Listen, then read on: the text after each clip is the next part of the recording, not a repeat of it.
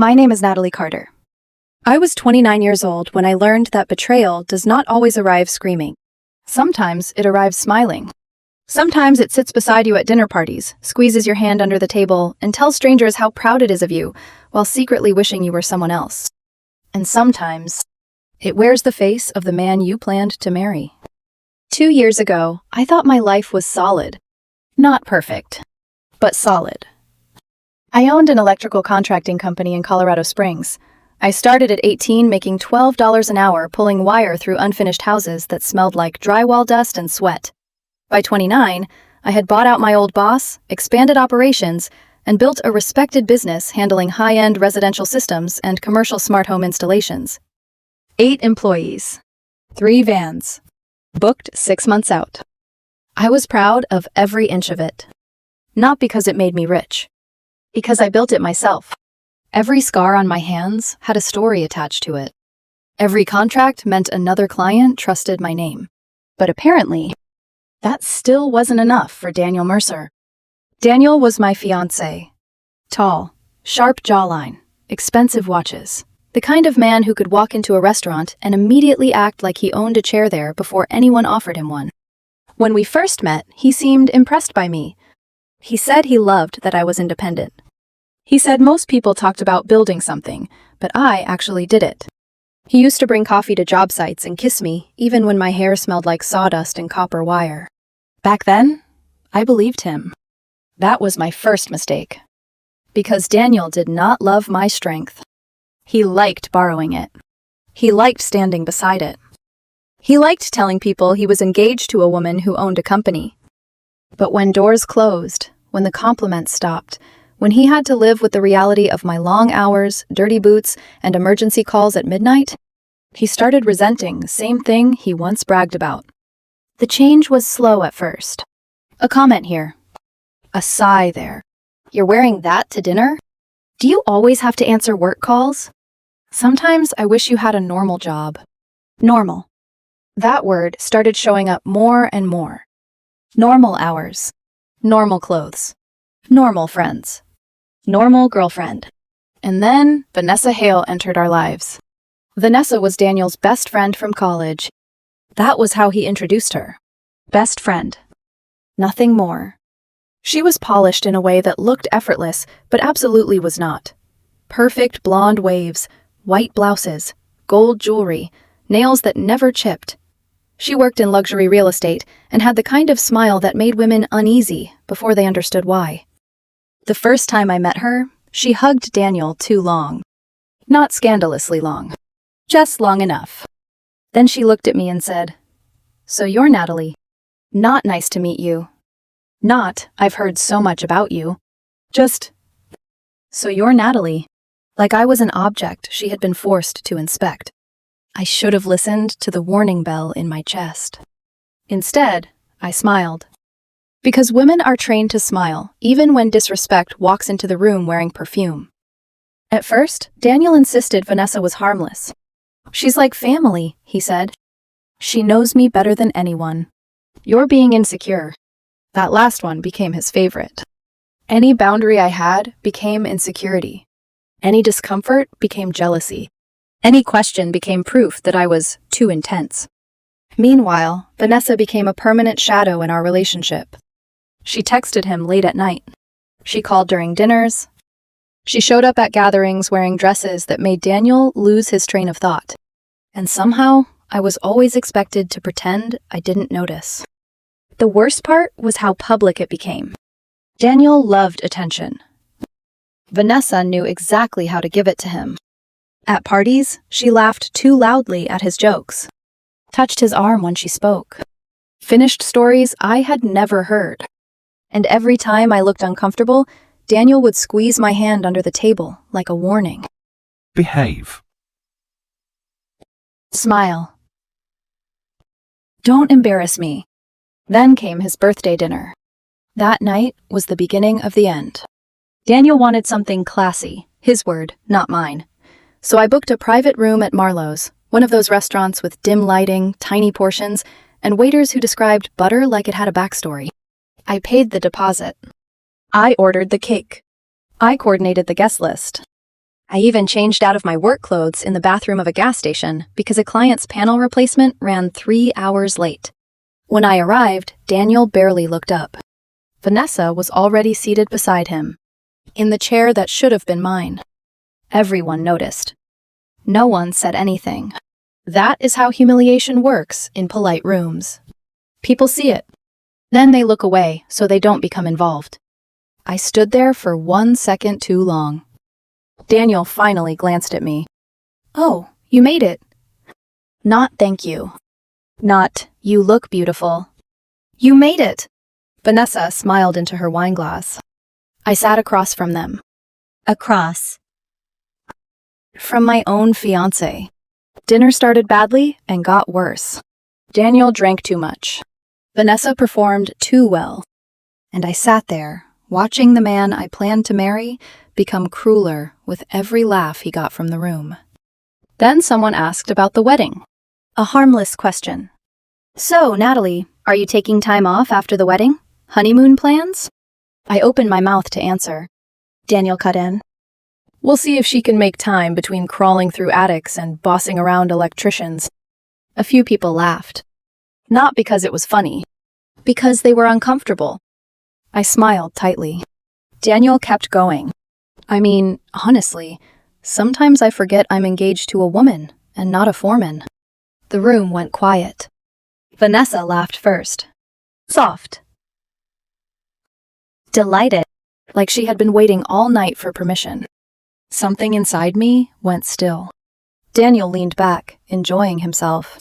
"She's good at what she does," he said, lifting his glass. "I'll give her that. But let's be honest, she's not exactly the kind of woman you imagine walking into a country club." No one moved. I looked at him.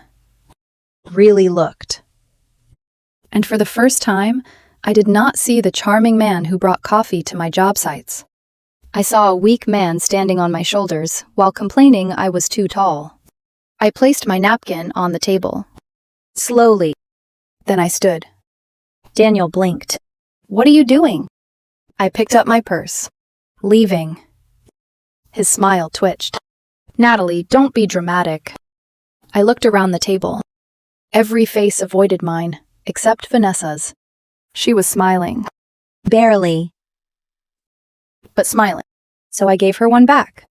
Then I turned to Daniel. "You can enjoy the rest of the dinner, since apparently I'm not the kind of woman who belongs here." His face tightened. "You're seriously doing this at my birthday?" "No," I said quietly. "You did this." Then I walked out. I did not cry in the restaurant. I did not cry in the parking lot. I did not cry when Daniel called 6 times and texted, "You embarrassed me." That was when I understood. He was not sorry he hurt me. He was angry I had stopped letting him do it publicly. By the time I got home, something inside me had shifted. Not broken. Shifted. I unlocked the front door, stepped into the quiet house I had paid for, and looked at the framed engagement photo on the console table. Daniel smiling. Me believing. I turned the frame face down. Then my phone buzzed again. This time, it was not Daniel. It was Kelsey, one of my closest friends, who had stayed at the dinner. Her message said, "Natalie, I'm sorry, but you need to know what he said after you left." My thumb hovered over the screen. Then, another message appeared. He said, "Good. Now I don't have to pretend anymore. Vanessa understands the life I actually want." I stared at those words. Vanessa understands the life I actually want. There it was. Not proof yet, but close enough to make my blood go cold. Then Kelsey sent one more message. "And Nat, Vanessa touched his face after you left. He didn't stop her." I sat down slowly. The house was silent around me. Outside, headlights passed across the windows like ghosts. For the first time that night, tears burned behind my eyes. Not because I wanted Daniel back, but because I realized the betrayal had probably started long before the dinner. Long before the jokes. Long before Vanessa took my chair. I had been living inside a story where everyone knew the ending except me. And that night, sitting alone in the house I built, I made myself one promise. If Daniel wanted to humiliate me publicly, then he could lose me publicly too. But I would not scream. I would not beg. I would not chase. I would let him walk straight into the truth. And when it finally closed around him, he would understand the difference between a woman who was embarrassed and a woman who was done. The next morning, Daniel acted like nothing had happened. That should have surprised me. It didn't. Men like Daniel survive by rewriting reality faster than everyone around them can process it. At 7:30, he walked into the kitchen, wearing gray slacks and one of the expensive watches I bought him for our anniversary 2 years earlier. The same watch he once cried over, because he said nobody had ever believed in him the way I did. Now, he barely looked at me. "Coffee's cold," he said. No apology. No acknowledgement of the restaurant. No shame. I stood at the counter in one of my old company hoodies, staring at him while something icy settled deeper into my chest. "You humiliated me in front of 30 people.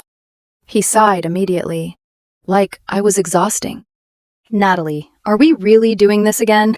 Again. As though I had been the problem all along. "You insulted me all night. You're overreacting." I laughed once. Quietly. That seemed to irritate him more than yelling would have. I was joking. "No," I said. "You were testing how far you could disrespect me before I stopped tolerating it." His jaw tightened. "You know what your problem is?" I folded my arms. "You think because you make more money than me, you get to control everything." That almost would have been funny if it wasn't so pathetic. "Daniel," I said carefully, "I paid for your birthday dinner." Silence. "I paid the deposit on this house. I cover most of the bills. I helped pay off your debt after your startup failed." "You didn't help me," he snapped. "You hold it over my head every chance you get." I stared at him. That was the moment I realized something terrifying. Daniel had rewritten our entire relationship inside his own mind. In his version of the story, my sacrifices were attacks. My support was emasculation. My success was humiliation. And Vanessa probably made him feel like the victim. People like her always know how to do that. They feed insecurity until it becomes resentment. Then they stand back and watch the destruction. Daniel grabbed his keys. "I don't have time for this." He headed toward the door, then paused. "Oh, and Vanessa invited us to a charity event Friday night." Us. Like the three of us were some twisted little family unit. I looked at him carefully. "Are you sleeping with her?" His entire body froze for half a second. Tiny. Almost invisible. But I saw it. Then came outrage. "Jesus Christ, Natalie." That answered my question. "You're unbelievable. You didn't say no." He scoffed loudly. "I'm done having this conversation." Then he walked out. The front door slammed hard enough to rattle the hallway frame. I stood there in silence. Then I picked up my coffee mug and dumped the entire thing into the sink. My hands were shaking. Not from heartbreak anymore. From clarity. Because, deep down, I already knew. Women know. Especially when another woman starts slowly positioning herself inside your relationship like she's waiting for you to disappear. And Vanessa had been waiting for a long time. Over the next 2 weeks, things got worse. Daniel became colder, more distracted, protective of his phone. He started taking calls outside, smiling at messages he wouldn't show me. One night, I walked into the living room unexpectedly and saw Vanessa's name lighting up his screen with a heart beside it. A heart. He flipped the phone over so fast it almost fell off the couch. "You're hiding things now?" I asked. "You're acting insane now?" he fired back instantly. That was another thing people like Daniel do. They turn your reaction into the crime. Not their behavior. Your reaction. I should have ended it right there. But 11 years is a long time to untangle from your heart. Especially when part of you is still hoping the person you loved is buried somewhere underneath the stranger standing in front of you. Then came Friday night. The charity gala. Vanessa's event. I almost didn't go. But something inside me needed to see it clearly. Needed proof. Needed the illusion to finally die completely. The event was held at the Broadmoor. Crystal chandeliers. Champagne towers. Women in gowns worth more than my first truck. Men talking too loudly about investments they probably exaggerated. Daniel looked thrilled the second we arrived. Like this was the world he believed he deserved. And Vanessa? Vanessa floated toward him within minutes. Silver dress. Bare shoulders. Perfect smile. She kissed the air beside my cheek, like we were friends. "You came," she said. Not warmly. Almost disappointed. Daniel spent most of the night beside her. Not touching exactly, but orbiting each other in that dangerous way people do when they're trying not to look guilty. I watched them from across the ballroom, while a terrible calm settled over me. Then I saw it. Not a kiss. Worse. Vanessa adjusted Daniel's tie. Slowly. Intimately. And Daniel looked at her the way a man looks at someone he already belongs to. That was it. That was the exact moment my denial finally died. I left the ballroom without saying goodbye. Outside, cold air hit my face hard enough to sting. I stood near the valet stand, trying to breathe through the pressure crushing my ribs. Then a voice spoke beside me. "You okay?" I turned. Tall. Dark navy suit. Calm eyes. Maybe mid-30s. I recognized him vaguely from somewhere. He held out my phone. I hadn't even realized I dropped it. "You left this near the stairs." "Oh." I took it quickly. "Thank you." "You looked like you were about to either cry or commit homicide," he said lightly. I almost laughed despite myself. "Long night." He nodded once. "I'm Oliver Bennett." There it was. The name. I remembered suddenly. Commercial attorney. One of the men who handled contracts for several luxury developments around Colorado Springs. We had crossed paths briefly at a construction planning meeting months earlier. Natalie Carter? Recognition flickered across his face. The electrical contractor. The one and only. His mouth tilted slightly. "You look disappointed about that title." "No," I said quietly. "Someone else is disappointed about it." His eyes shifted toward the ballroom doors. He understood immediately. "Smart man." "I've seen your work," he said. "You built a good company." Something about the way he said it nearly hurt more than Daniel's insults, because it sounded sincere. No mockery. No hidden resentment. Just respect. And after weeks of emotional poison, simple respect felt almost unbearable. "Thank you," I whispered. The valet pulled my truck around. Oliver stepped back politely. "Well," he said, "for whatever it's worth, anyone who makes you feel small is probably terrified of the fact you aren't." Then he walked away before I could answer. I sat inside my truck for nearly 10 minutes afterward. Not because I was interested in him. Not yet. But because I realized a complete stranger had spoken to me with more kindness in 30 seconds than my fiancé had shown me in months. And once you notice that difference, you cannot unsee it. When I got home, Daniel still wasn't there. Midnight passed. Then 1 in the morning. At 1:32, headlights finally flashed across the windows. I stayed upstairs, listening to him stumble slightly through the front door. A minute later, my phone buzzed. "Daniel, don't start a fight when I come upstairs. I'm exhausted." I stared at the message. Then another one appeared. "And Vanessa needed someone to talk to tonight. Her ex has been bothering her again." I closed my eyes. Lies layered on top of lies. The truly insulting part was how stupid he thought I was. A few minutes later, he walked into the bedroom, smelling faintly of whiskey and Vanessa's perfume. That perfume. Soft vanilla, with something darker underneath. I recognized it because it lingered on his jackets lately. Daniel loosened his tie. "You're awake?" I looked at him from the bed. "Did you sleep with her tonight?" His expression hardened instantly. "No." Too fast. Too clean. A rehearsed answer. "Look me in the eyes and say that again." He glared at me. Then came the line that destroyed whatever tiny piece of mercy I still had left. I wouldn't have to spend so much time with Vanessa if coming home to you didn't feel like walking into a construction zone every night. Silence filled the room. Slow. Heavy. Final. Because there it was. The truth. Not about Vanessa. About him. Daniel blamed me for his own emptiness. He blamed my ambition, my work, my strength, my exhaustion. Anything except himself. And suddenly, I saw the future with horrifying clarity. Marriage. Children. Years of shrinking myself to protect his ego. Years of competing with women like Vanessa while pretending I was secure. Years of apologizing for being successful. No. Absolutely not. Daniel moved toward the bathroom. Natalie, I'm tired. I watched him disappear behind the door. Then I looked at the engagement ring on my hand. Beautiful. Heavy.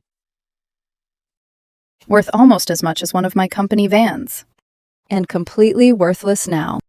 I slipped it off slowly. Set it on the nightstand. And for the first time since the restaurant, I finally stopped hoping our relationship could be saved. I ended the engagement 3 days later. Not during a screaming match. Not dramatically. Not with broken dishes or slammed doors. That would have given Daniel exactly what he wanted. Proof that I was emotional. Unstable. Too much. Instead, I waited until Sunday morning. He was sitting at the kitchen island, scrolling through his phone, while drinking espresso from the machine I bought after he spent 6 straight months insisting our old coffee maker looked cheap. Sunlight spilled across the countertops. Everything looked painfully normal. I placed the engagement ring in front of him. Daniel stared at it, then at me. What's this? You know what it is. His face hardened immediately. Oh my God, Natalie. No, I interrupted calmly. We're not doing the thing where you convince me I imagined everything. He leaned back in the chair slowly. So that's it? That's it. All because you're jealous of Vanessa? I almost smiled. Even now. Even at the end. He still wanted the story to be about another woman instead of his own behavior. This isn't about Vanessa, I said quietly. It's about the fact you enjoy humiliating me. That's ridiculous. You resent me.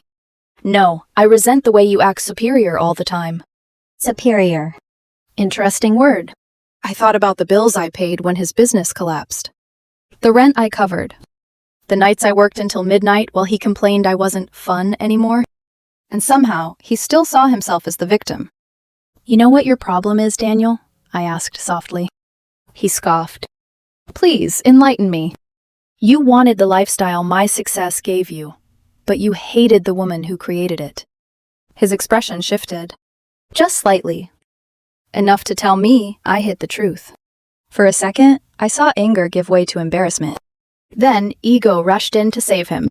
You're unbelievable. No, I said. I'm just finally paying attention. He stood abruptly. So what? You're throwing away 11 years? That sentence almost got me. Almost. Because 11 years is heavy. 11 years contains birthdays and funerals and inside jokes and old apartments and illnesses and dreams and memories your body still clings to even after your mind knows better. But then I remembered him laughing while Vanessa smiled beside him. I remembered him calling me embarrassing. I remembered him smelling like another woman's perfume while blaming me for it. And just like that, the grief hardened again. You threw it away first, I said. Silence. Then his face changed. Cold. Cruel. Fine. You know what? He snapped. Maybe Vanessa actually appreciates me. There it was. The confession without technically confessing. I nodded once. Then go be appreciated. His nostrils flared. You think someone else is going to tolerate your attitude? That one actually made me laugh. Not because it was funny. Because it was pathetic. Daniel looked furious that I wasn't collapsing. I'm serious, Natalie. You're difficult. I built a company from nothing. You're emotionally exhausting. I paid your debt. You think money makes you special. No, I said evenly. But apparently it made you stay. That landed. Hard. His face drained for half a second before rage flooded back in. Wow. I folded my arms. You should leave by the end of the week. You can't just kick me out. My name is on the mortgage. Silence. You'd really throw me out? The audacity nearly stunned me. After everything? He still believed he deserved access to the life I built. I walked toward the hallway. Natalie? I stopped, but did not turn around. You're making a mistake. I looked over my shoulder, finally. No, I said quietly. I made one 11 years ago. Then I walked upstairs. He moved out 4 days later. Vanessa helped him. Of course she did. I watched from the upstairs window as she stood beside the moving truck, wearing oversized sunglasses and pretending not to notice the neighbors staring. Daniel avoided looking at the house. Coward. At one point, Vanessa laughed at something he said and touched his chest lightly. That should have hurt more than it did. Instead, I just felt tired. Like I was watching two people perform inside a story I no longer wanted to be part of. The moment the truck pulled away, I sat on my bedroom floor and cried harder than I had in months. Not because I wanted him back. Because endings are painful, even when they save you. Especially when they save you. The weeks afterward were ugly. Daniel moved in with Vanessa almost immediately. People talked. Some pretended not to know there had been overlap. Others clearly enjoyed the gossip. Colorado Springs is big enough for money. Small enough for humiliation. I lost friends I didn't realize were loyal to Daniel. Some mutual couples quietly stopped inviting me places. Vanessa posted carefully curated photos online that practically screamed victory without technically admitting anything. Wine glasses. Luxury hotels. Daniel smiling like a man who believed he had finally upgraded his life. One caption read, "Choose happiness unapologetically." I stared at that sentence for a full minute. Then blocked both of them. Because healing sometimes begins with refusing to watch people disrespect you in high definition. Work became my escape. I buried myself inside projects. Commercial rewiring jobs. Custom lighting systems. A massive smart home contract near Black Forest that required 16-hour days for almost 2 months straight. Exhaustion helped. Exhaustion leaves less room for heartbreak. And slowly, my company began growing faster than ever. 1 contract turned into 3, then 5. Developers started specifically requesting my crews. People trusted me because I showed up. Because I did not lie. Because I did not disappear when things became difficult. Funny how attractive reliability becomes once life introduces you to selfish people. Then, one afternoon, about 4 months after the breakup, I ran into Oliver Bennett again. Literally. I nearly collided with him outside a downtown cafe while balancing blueprints and 2 coffees. He caught 1 cup before it hit the sidewalk. "Either you're following me," he said calmly, "or Colorado Springs has dramatically fewer coffee shops than I realized." I laughed before I could stop myself. A real laugh. The first one in weeks. That's the second time you've rescued my dignity. I'm starting to think it's your favorite hobby. He smiled slightly. God. That smile. Controlled. Quiet. Nothing like Daniel's performative charm. Oliver looked like the kind of man who listened more than he talked. The kind who noticed things. "You still look tired," he said. "Occupational hazard." "You still working impossible hours?" "Constantly." He nodded toward the cafe door. "I was about to grab lunch before a client meeting. Join me?" Normally, I would have said no automatically. Not because I didn't want to, because I had forgotten how to want things for myself. But something about Oliver felt safe. Not exciting in the toxic, adrenaline-heavy way Daniel once felt. Steady. And after chaos, steady becomes dangerously attractive. So I surprised myself. Okay. Lunch lasted 2 hours. Not romantic. Not flirtatious. Just easy. We talked about work mostly. Construction disasters. Terrible clients. Business negotiations. He told me he grew up with a single mother who worked herself into exhaustion trying to keep their lives stable. That's probably why I respect ambitious women, he said casually while stirring his coffee. I know what sacrifice looks like. The sentence hit me harder than it should have. Respect. Again. Such a simple thing. Yet Daniel had starved me of it for so long that receiving it now felt almost disorienting. When lunch ended, Oliver stood outside beside me while traffic moved through downtown. I'd like to see you again, he said. Direct. No games. No manipulation. No performance. I hesitated. Not because I didn't want to, because I was afraid. Oliver seemed to understand immediately. You don't have to decide now. That nearly undid me. No pressure. No guilt. No punishment for uncertainty. Just patience. I looked at him carefully. What if I'm still angry? Then be angry. What if I don't trust people anymore? Then don't trust them immediately. And what if I'm kind of a disaster right now? One side of his mouth lifted slightly. Natalie, he said, you own a successful company and survived an emotionally immature fiancé. You're not a disaster. You're recovering. Recovering. Not broken. Recovering. I had not realized how badly I needed someone to say that. So when he asked again, dinner sometime? I finally nodded. And for the first time in a very long time, the future did not look completely ruined. Dating Oliver felt strange at first. Not because he made me uncomfortable. Because he didn't. After years of tension, manipulation, and emotional landmines, comfort almost felt suspicious. The first time he picked me up for dinner, he arrived exactly on time. No dramatic entrance. No performance. No comments about what I was wearing. Just, you look beautiful. Simple. Sincere. I nearly cried in his passenger seat over 2 normal words. That was the terrifying thing about emotional damage. Sometimes the smallest kindness exposes how badly you were treated before. Oliver was nothing like Daniel. He listened when I spoke. Actually listened. He asked questions about my projects and remembered the answers later. When I got called away during dinner once because of an emergency electrical issue at a commercial site, he didn't complain. He grabbed his coat and said, "Do you want company?" I stared at him. You'd come to a job site at 9:30 at night? You looked stressed. That was it. No resentment. No ego.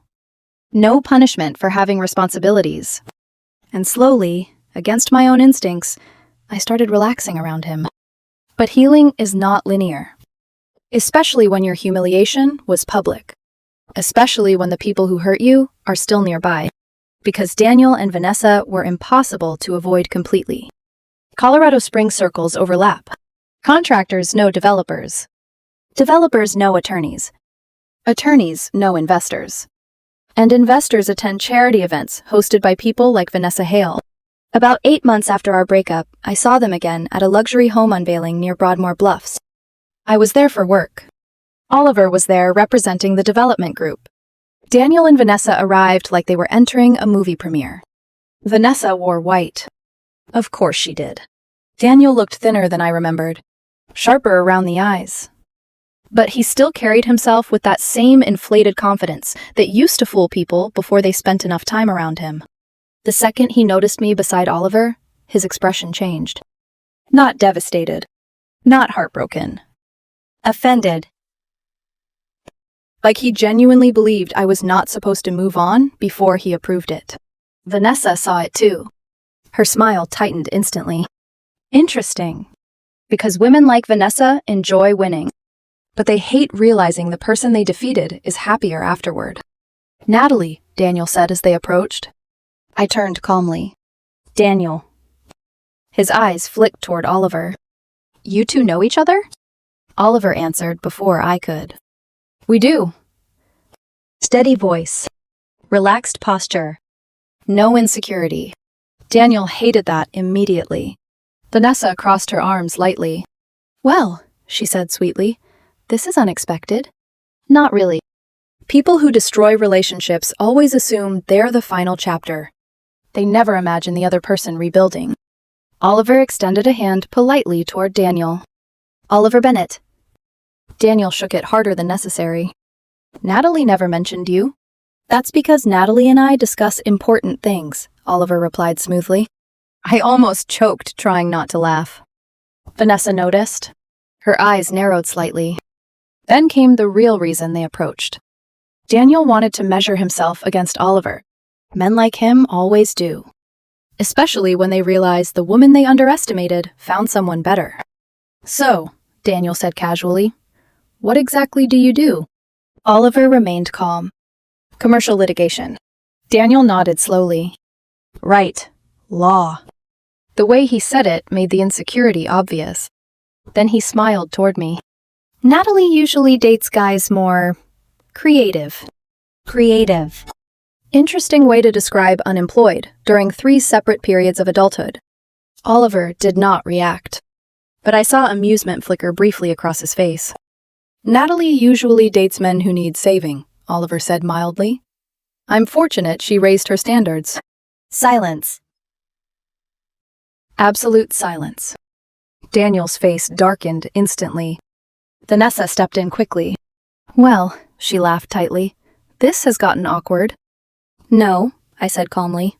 It got awkward the night you sat in my chair at Daniel's birthday dinner. That landed harder than I expected. Vanessa's smile froze. Daniel looked furious. People nearby were beginning to notice the tension now. Good. For once, I did not care. Vanessa recovered first. That was a long time ago. Not for me. Daniel stepped closer. You're still obsessed with that? Obsessed. Another favorite word of manipulative people. Any pain lasting longer than their convenience becomes obsession. I looked him directly in the eyes. You publicly humiliated me while cheating on me with my supposed friend. We didn't start dating until after. Oh, stop, I interrupted quietly. At least respect my intelligence if you're going to lie. Vanessa inhaled sharply. Daniel's jaw flexed. And suddenly, I saw something fascinating. They were no longer happy. Not truly. The chemistry that once looked exciting now looked exhausting. Tiny cracks everywhere. Daniel kept glancing around to see who was listening. Vanessa looked tense beneath the polished exterior. The fantasy had become real life. And real life is heavier than affairs. Then Oliver placed one hand lightly against my back. A small gesture. Protective. Grounding.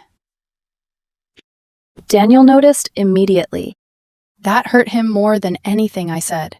Because for the first time, he understood something irreversible. I was no longer waiting for him. Vanessa forced another smile. Well, she said, we should go mingle. Yes, Oliver agreed pleasantly. You both seem very experienced at that. I bit the inside of my cheek so hard it hurt. Daniel looked ready to explode. But Vanessa touched his arm quickly. Not here. Not publicly. Interesting. Very interesting. They walked away moments later. The second they disappeared into the crowd, I exhaled shakily. Oliver looked down at me. You okay? Honestly, I admitted, that was weirdly satisfying. He smiled softly. You were magnificent. I shook my head. I thought seeing them together would hurt more. And? I looked across the room toward Daniel and Vanessa. For the first time, they did not look glamorous to me. They looked fragile. Performative. Like two people desperately trying to convince the world they had not destroyed themselves to create each other. And suddenly I understood something important. Affairs thrive inside fantasy. Real relationships survive inside reality. No, I said quietly.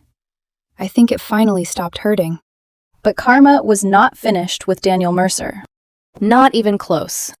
3 months later, rumors started spreading about financial problems. At first, I ignored them. Then Kelsey called me one night. You heard about Daniel? I leaned against my kitchen counter. No, what happened? He got fired. That surprised me enough to sit down. Daniel worked in luxury property consulting. Image mattered enormously there. What did he do? Apparently, several clients complained. Missed meetings, money issues, something about him promising investment access he couldn't actually secure. I closed my eyes briefly. Classic Daniel. Always performing wealth instead of building stability. And Vanessa? I asked carefully. Kelsey hesitated. They're apparently fighting constantly. I should not have cared. But part of me did. Not because I loved him anymore. Because once upon a time, I had tried desperately to save him from himself. And he chose vanity over reality every single time. Then came the wedding invitation. Vanessa and Daniel. Destination wedding in Aspen. I actually laughed when I opened it. Not because it was funny. Because it was absurd. They had been together barely over a year and already looked exhausted around each other. Oliver read the invitation beside me. You going? Absolutely not. He nodded. Good choice. Then I noticed something handwritten at the bottom. Hope there are no hard feelings. Life works out the way it's supposed to. Signed in Vanessa's handwriting. I stared at those words for a long moment. Then I folded the invitation shut carefully. No, I said softly. Life works out according to character. And something told me theirs was about to collapse completely. Vanessa and Daniel's marriage lasted 11 months. Technically. Emotionally, it started collapsing long before the wedding photos were printed. I learned the truth the same way everyone else did. Through whispers. Arguments overheard at events. Mutual acquaintances pretending not to gossip while absolutely gossiping. Apparently, Daniel and Vanessa fought constantly. Money. Jealousy. Control. The same poison they once bonded over had turned inward. Because betrayal changes people, especially the people committing it. Neither of them trusted the other completely. How could they? Their entire relationship began with deception. Daniel became paranoid whenever Vanessa traveled alone. Vanessa reportedly checked his phone obsessively. There were screaming matches at restaurants, public scenes at parties. One incident involving a shattered champagne glass during a New Year's event at a ski lodge. The fantasy had rotted into something ugly, and for the first time in years, I felt absolutely nothing about it. No jealousy, no grief, just distance. By then, my own life had changed completely. My company expanded into Denver contracts. We added 2 more crews. Then 4. I hired a full operations manager because I physically could not handle the workload anymore. One local magazine even featured me in a business spotlight article titled, "The Woman Rewiring Colorado Springs." Daniel saw it. I know because he emailed me at 2:13 in the morning after the article went live. Congratulations. Proud of you. That was the entire message. No apology. No accountability. Just a lonely little sentence floating through cyberspace like he still had access to me. I deleted it without responding. Some doors should remain closed once you finally escape them. Meanwhile, Oliver became the safest part of my life. Not because he rescued me. I saved myself. That distinction mattered deeply to me. Oliver simply loved me without trying to diminish me first. There is a massive difference. 2 years into our relationship, he proposed during a quiet weekend in Telluride. No crowd. No spectacle. No performative nonsense. Just snow falling outside a cabin window while he looked at me like I was someone worth protecting instead of competing with. "Natalie," he said softly, "you make every place feel like home to me." I cried before he even finished asking. Because after Daniel, I genuinely believed love would always feel unstable. Conditional. Exhausting. But healthy love is strangely calm. It does not constantly threaten your dignity. It does not punish your success. It does not require you to shrink yourself so another person can feel bigger. So I said yes. And this time, I felt peace instead of fear. We married 8 months later. Small ceremony. Close friends. No giant ballroom pretending to be happiness. Kelsey cried harder than I did. Oliver's mother hugged me for almost a full minute afterward and whispered, "You look lighter." She was right. I did. Because surviving betrayal changes your posture eventually. At first, it bends you. Then, if you survive correctly, it teaches you exactly how much weight you were never supposed to carry in the first place. Ironically, the final collapse with Daniel happened only weeks after my wedding. I was in my office reviewing blueprints when Kelsey called again. "You are not going to believe this." Given our history, that sentence could have meant almost anything. "What happened?" "Vanessa left him." I blinked. "What?" "She cleaned out their joint accounts and disappeared to Miami with some investor she met 6 months ago." Silence. Then, "Oh." Kelsey actually laughed. "That's all you have to say?" What exactly am I supposed to say? Honestly, I was too stunned to react properly. Not because Vanessa left. Because of how predictable it suddenly seemed. Daniel had once abandoned loyalty for illusion. Now someone else had done the same to him. Life has a brutal sense of symmetry sometimes. Apparently, the financial damage was catastrophic. Daniel had overextended himself trying to maintain the lifestyle Vanessa demanded. Luxury vehicles. Trips. Designer furniture. Private club memberships. Everything built on appearances. And when she left, the entire structure collapsed behind her. A month later, I saw him for the last time. Not at a party. Not at a glamorous event. At a grocery store. He looked older. Not physically old, exactly. Worn. Like life had finally stopped cushioning him from consequences. He spotted me near the produce section and froze. For one strange second, neither of us moved. Then he walked toward me, slowly. "Natalie?" I nodded once. "Daniel." His eyes dropped briefly to the wedding ring on my hand. Something painful crossed his face. Regret, maybe. Or ego. Sometimes those look identical. "I heard you got married." "I did." He swallowed. "How's Oliver?" "Happy," I answered simply. That seemed to hurt. Good. Not because I wanted revenge anymore, but because for years Daniel treated happiness like something he deserved automatically while destroying everyone trying to build it with him. Now he finally understood stability had value. Unfortunately for him, he learned too late.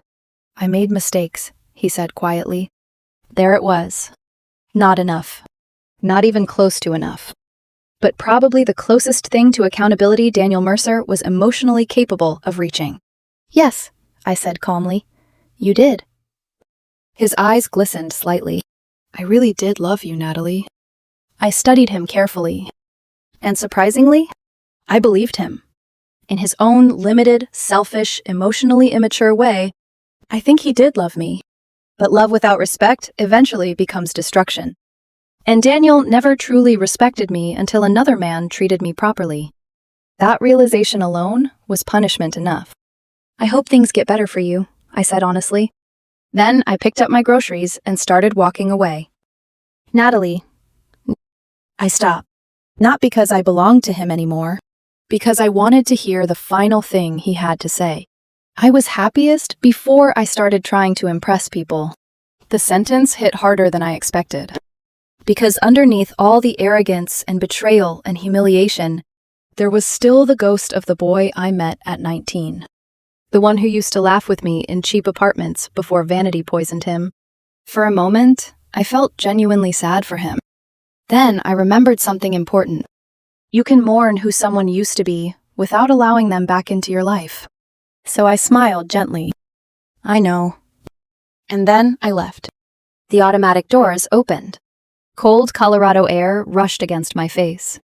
And as I walked toward my truck, wedding ring warm against my hand, I realized something beautiful.